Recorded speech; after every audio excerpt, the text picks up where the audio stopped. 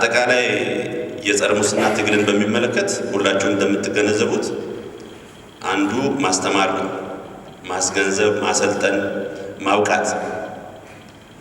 ሌላው ደግሞ በተቋማት ላይ የተመሰረተ ቅድመ መከላከል ስራዎች ላይ ትኩረት አድርገን እየሰራን ነው።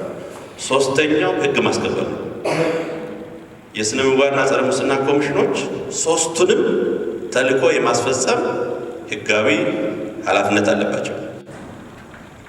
ምንም እንኳን ህግ የሚያስከብሩ መዋቅሮች ቢኖሩ አገራዊ የጸረ ሙስና ትግልን የሚመራው የስነ ምግባርና ጸረ ሙስና የኮሚሽኖች ስብስብ ነው። ከዚህ አንጻር የህግ ማስከበሩ ስራ ኢትዮጵያ ውስጥ ምን ይመስላል የሚለውን አገራዊ ጥናት በቀጣይ የምናካሄደው ተጠበቀው ነው። በፌደራል መንግስት ደረጃ የሙስና ወንጀል ህግ ማስከበር አሰራር ስርዓት ምን ይመስላል የሚለውን ዳሰሳ ጥናት አድርገናል። ከጸረ ሙስና ኮሚሽን ጀምሮ እንዴት ነው መረጃ የምናመነጨው? እንዴት ነው መረጃ የምንይዘው? እንዴት ነው መረጃ ለሚመለከተው አካል የምናስተላልፈው? የመረጃ አያያዝ ስነ ምግባር ምን ይመስላል የሚለውን ፈትሸናል። ሌላው ከስነ ምግባርና ጸረ ሙስና ኮሚሽን እንዲሁም ከሌሎች አካላት የሚቀርበው የሙስና ወንጀል መረጃ ለሚመለከተው የሙስና ወንጀል መርማሪ ከደረሰ በኋላ የምርመራ መዝገብ እንዴት ነው የሚዘጋጀው? ምን ያህል ስነ ምግባራዊ ነው? ምን ያህል መዝገቡ ውጤታማ ነው? የአገልግሎት አሰጣጥ እንዴት ነው የሚለውን አጥንተናል። በሶስተኛ ደረጃ ምዝገባ መረጃ የምርመራ መዝገብ ያዘጋጀው አካል ፌደራል ፖሊስ ሊሆን ይችላል በእኛ በፌደራል ኮንቴክስት፣ በክልል ደግሞ እንደዚሁ ከአቃቤ ሕግ ጋር ክስና ክርክርን ከመምራት አንጻር ምን ይመስላል ትስስራቸው? አሰራር ስርዓቱ ምን ይመስላል? ስነ ምግባራቸው ምን ይመስላል? ብቃታቸው ምን ይመስላል? ምን ያህሉ ተከሰው የማስቀጣት ምጣኔው ምን ደረሰ የሚሉትን ባለፉት 3 ዓመታት ምን ይመስላል የሚለውን ማስረጃ ላይ የተመሰረተ ጥናት አካሂደናል። ሌላው የሙስና ወንጀል ፍርድ ቤት ችሎቶች እንዴት ነው ችሎቶቹ የሚመሩት? ምን ያህል ማስረጃ ምዘና ላይ ምን ያህል ነፃ እና ገለልተኛ ሆነው ስነ ምግባራዊ ሆነው ይመዝናሉ የሚባለውን በጥልቀት ፈትሸናል።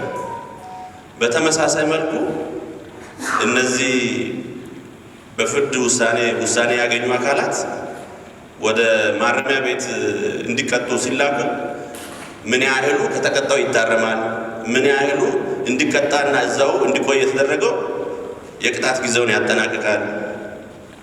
ይሄ አንዱ። በሌላ በኩል ምን ያህሉ ደግሞ ከተመዘበረው ሀብት ይመለሳል የሚለውን ነገር ስንፈትሽ ቆይተናል። በዚህ ዓመት የተለያዩ ምሁራንን ጨምረን ማለት ነው። ስለዚህ እሱ ጥናት ረቂቅ ጥናቱን ለማንም ሌላ አካል አልቀረበም፣ እዚሁ እናቀርባለን። አቅርበን የሙስና ወንጀል ህግ ማስከበሩ ስራ በተገቢው ሌሎች የሙስና መከላከል ስራዎችን ወይም የጸረ ሙስና ትግልን ለመምራት ከተቀረጹ ዓለም አቀፍ ስትራቴጂዎች አንጻር ተመጋጋቢ እንዲሆን ከማድረግ አንጻር በተገቢው ተግባብተን መምራት ይፈልጋል። በመከላከሉ፣ በማስተማሩ፣ በሙስና ወንጀል ህግ ማስከበሩ ካልተግባባን እንደ መንግስት የሙስና ወንጀል ወይም የጸረ ሙስና ትግል ውጤታማ አይሆንም ብለን እናምናለን።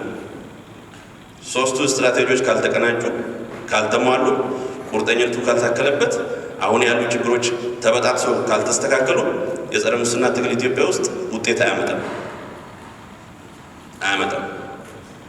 ስለዚህ ተገቢውን ማስረጃ አቅርበን ውይይት አድርገን መሻሻል ያለባቸው ህጎች፣ መሻሻል ያለባቸው አሰራር ስርዓቶች፣ መሻሻል ያለባቸው የተቋም አደረጃጀቶች፣ አመራር ስርዓት ሊፈተሹ ስለሚገባ ቆም ብለን ማሰብ ስለሚያስፈልግ ከችግር ጋር ተለማምደን መቀጠል ስለማንችል ሰነዱን አዘጋጅተን ከእናንተ ጋር አንድ ዙር በዚህ ዙር ውይይት እናደርጋለን። ይህን ውይይት በሚመለከተው አካል ከሚመለከታቸው አካላት ጋር በየደረጃው ውይይት ያደርገን እንቀጥላለን ማለት ነው። ስለዚህ ኢትዮጵያ ውስጥ የጸረ ሙስና ትግል ውጤታማ ይሁን ከተባለ ትንሽ ገፋ አድርጎ መጋፈጥን ይፈልጋል። በተለመደው አካሄድ እና አሁን በምናደርገው አይነት ትግል ውጤታማ የጸረ ሙስና ትግል ኢትዮጵያ ውስጥ በአጭር ጊዜ ውስጥ እናሳካለን ብለን አናምንም።